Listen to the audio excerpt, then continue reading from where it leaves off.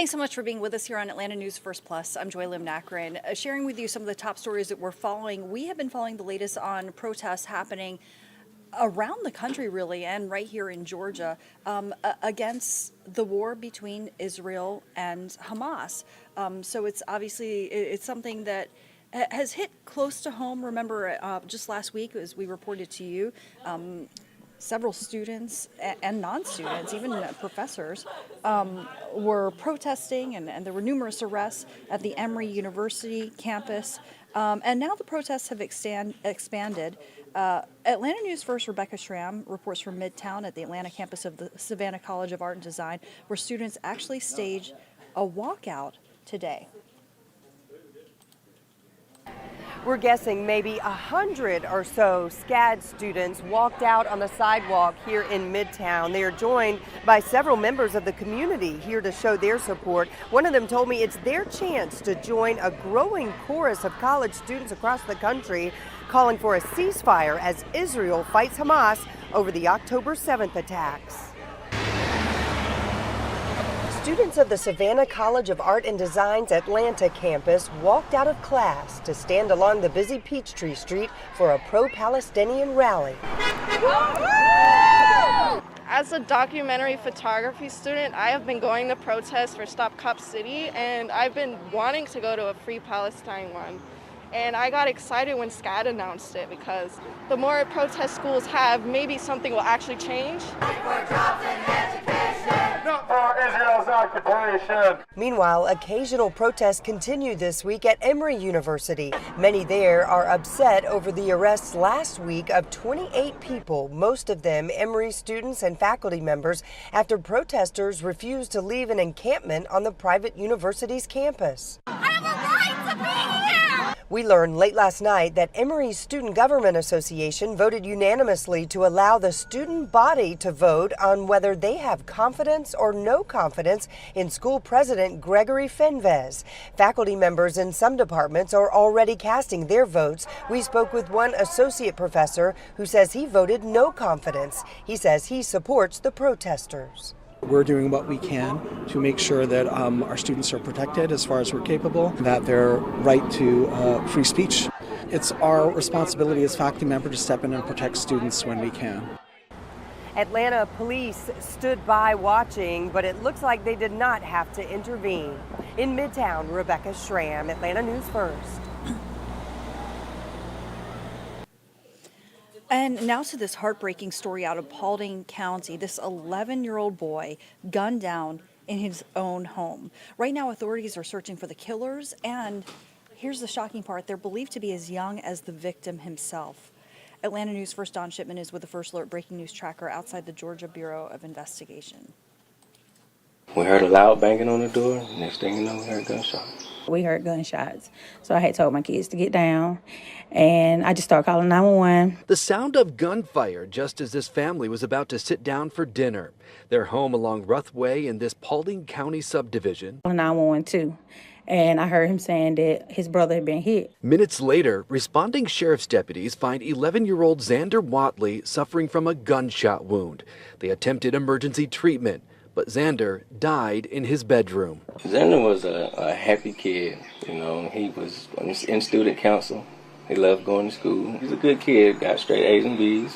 While the Paulding County Sheriff's Office and the Georgia Bureau of Investigation work to track down those responsible, his grieving parents say a dispute at school with older classmates likely. And thanks so much to Don Shipman for putting together that report.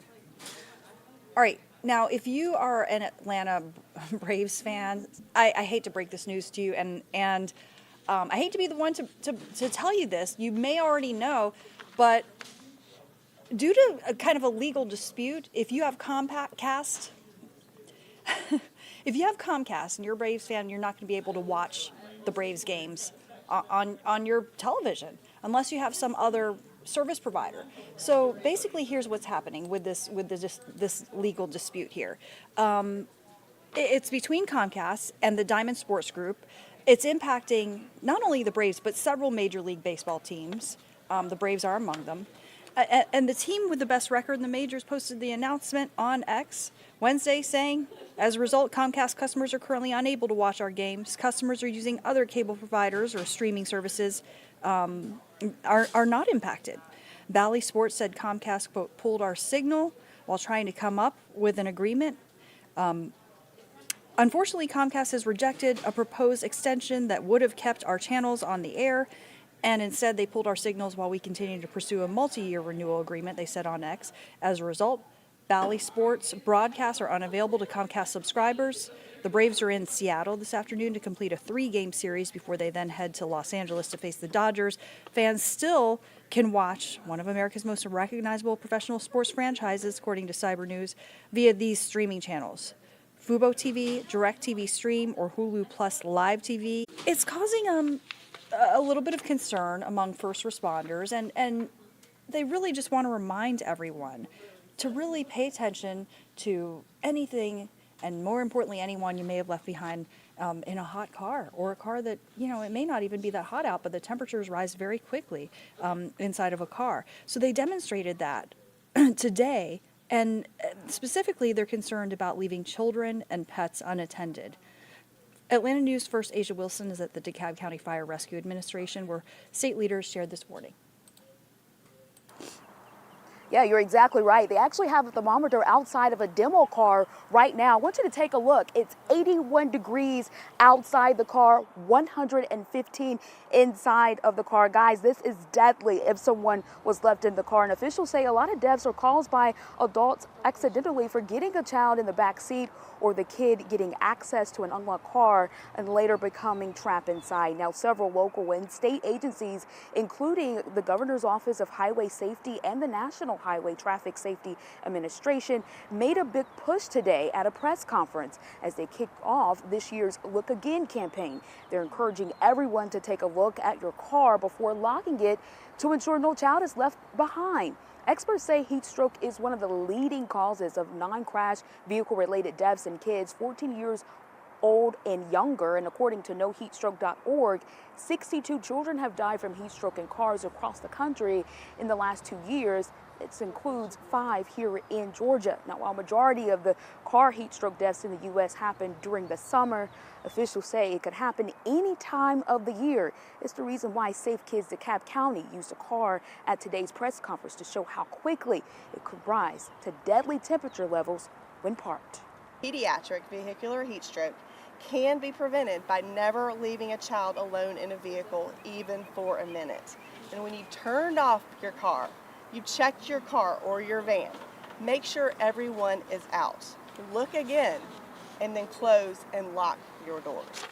Officials say so far for 2024, 9 children have been left in cars, but thankfully those children were discovered in enough time and weren't seriously injured. Now, DeKalb County will be having Safe Kids Day this Saturday, where they'll be talking a little bit more about car safety tips, along with gun safety tips and other things. It'll be held at DeKalb County School District Office from 11 to 3. In DeKalb County, Asia Wilson, Atlanta News First. And so this is the first day of May. It is also the start of Asian American Heritage Month. And this comes just a day after really a somber anniversary for South Vietnamese refugees in particular. It was the fall of Saigon 49 years ago yesterday. I spoke with one war refugee who made the harrowing escape by boat, almost cost him his life. He was 9 years old when he fled Vietnam. Well, now he's living here in Georgia, successful attorney, and he's living his American dream. Here's his story. It's a somber anniversary for those who lost everything. It's a deep hurt. It's a deep sadness. Tuesday marks 49 years since the fall of Saigon. There were desperate scenes with families separated and crying out for help. The war already claimed 58,000 Americans and nearly 2 million Vietnamese. When the Communist North captured the South, it meant the loss of the Vietnam War. It told the Vietnamese that this was the end of the line. Took my dad, said it was going to Tran take recalls how his father, a South Vietnamese soldier, fought alongside American troops and was taken prisoner when the North won. Next day, everything's gone.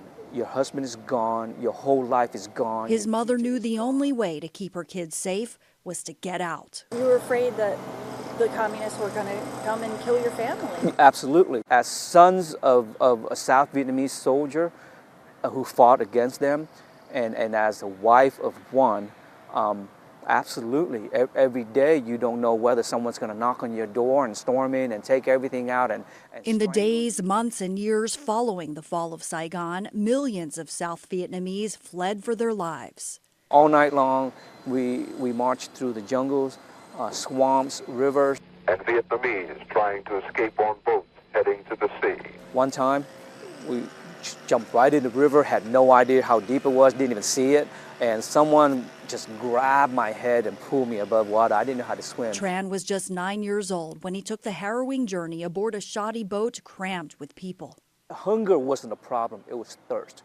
We were sitting up there in the sun-baked sky, you know, and we were so thirsty. Countless lives were lost at sea, but it was the risk Tran took for his chance to survive. We left that night with nothing. I mean, some people take jewelry with them. We left that night with just clothes on our back. Today, 44,000 Vietnamese Americans live in Metro Atlanta, a place Tran is grateful to call home.